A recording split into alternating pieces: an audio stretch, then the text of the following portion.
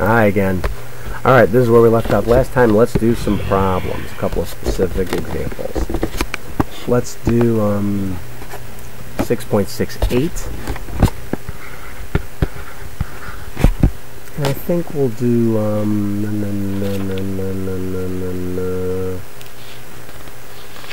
let's see, 6.70.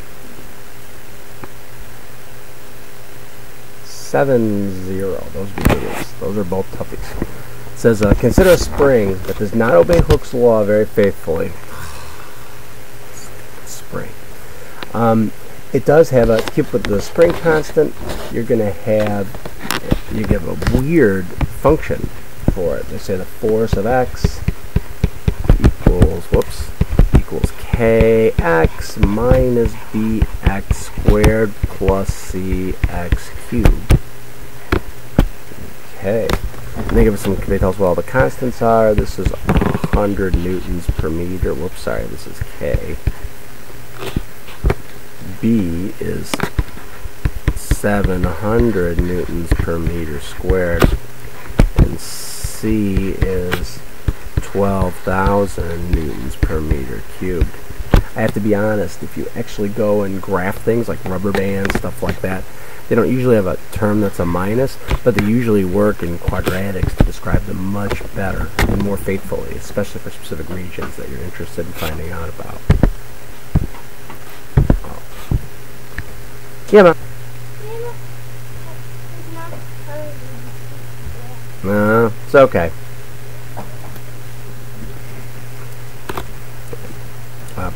My son is now in trouble. He came upstairs to ask me a question about a worksheet. And Grandma says he's in trouble because I would be upset about it. Yeah, what you can do. Okay. But we have this thing here, and we'd like to find the work done. Well, it's clearly not constant with respect to position.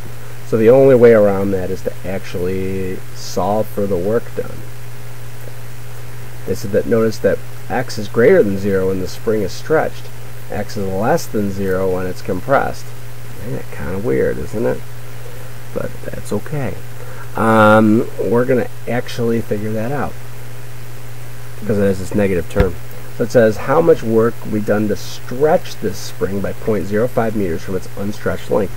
Well, first, to find the work, we're going to say that it's, we're going to say it's equal to 0 to 0.05 meters. Is that right?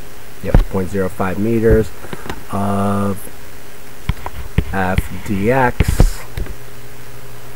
f dot dx, if you want to be technical, and 0.05 is going to be kx minus bx squared plus cx cubed, all with respect to dx. I want to point out, if any of these was just a constant, we'd be okay. So let's take the integral kx squared over 2 minus bx cubed over 3 plus cx to the 4th over 4, all evaluated from 0 to 0.05 meters. Well, that's not terrible. I mean, it's kind of a pain, but you know, I mean, at least these are all 0, so we can just subtract them out, and we're going to have minus 0. So let's see, our constants are 100, 700, and 12,000. 100 divided by 2 is 50. So it'll be 50 times 0.05, squared, minus the constant up here, 700, divided by 3, which would be 233.05 cubed, plus C over 4, that'd be 12,000 over 4, that'd be 3,000.05 to the 4th power. If we actually do all that out,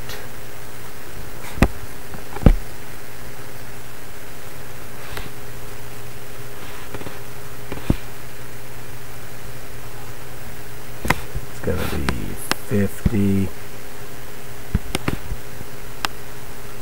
times 0.0025 0.125 joules. I am. What are you doing? I'm making a video. Again? Yep. I think I'm very interesting. Anything you want to add for my class's amusement? They really enjoyed your last Hi, I'm comment. in accelerated math, and I'm in 3rd grade, and I got 3 A's. I'm probably going to get straight A's. Well, that sounds a little not so modest. You may get A's. 3rd grade is hard. 3rd grade is hard. Flunked. You've never flunked. I'm not that great at spelling. Well, that's you're working on that. spelled champion. Okay, Or Cynthia. these things Never got to happen. put capitals on C.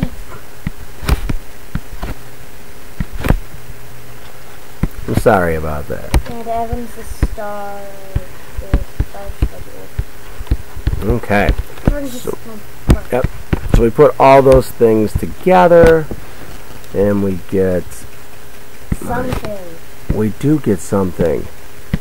You are Something right. is called something though. It is.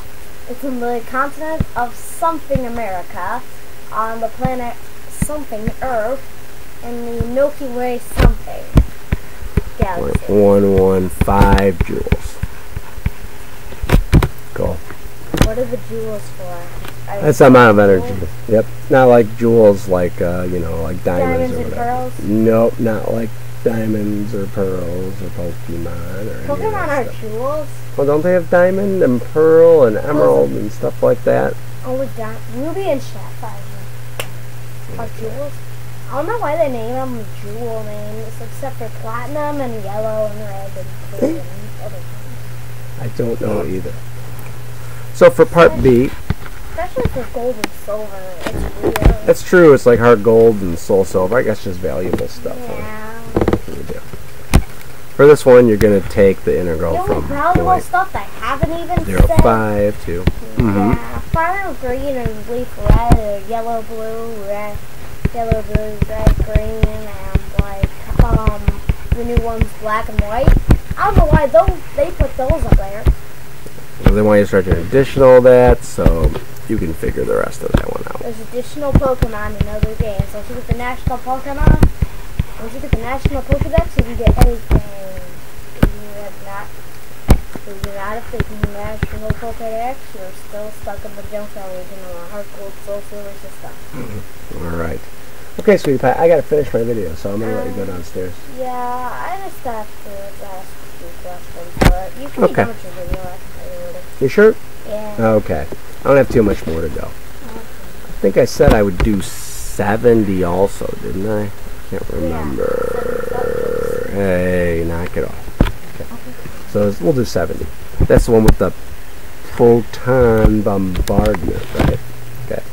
And in that one, they tell you that the function for the force is equal to alpha over x squared. So they give you kind of a weird function. But it sort of makes sense. And you're heading toward a nucleus, so you have like a proton headed toward a nucleus with a bunch of these things in it.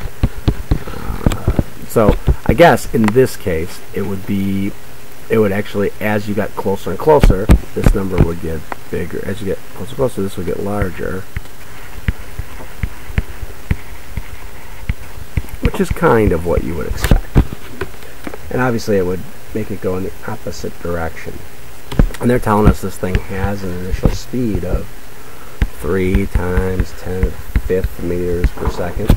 And that it starts out 5.00 meters away. Obviously it's gonna repel from this, so it's gonna slow down as it goes, and this is the function that describes it. They want to find out what the speed is when it's really, really close.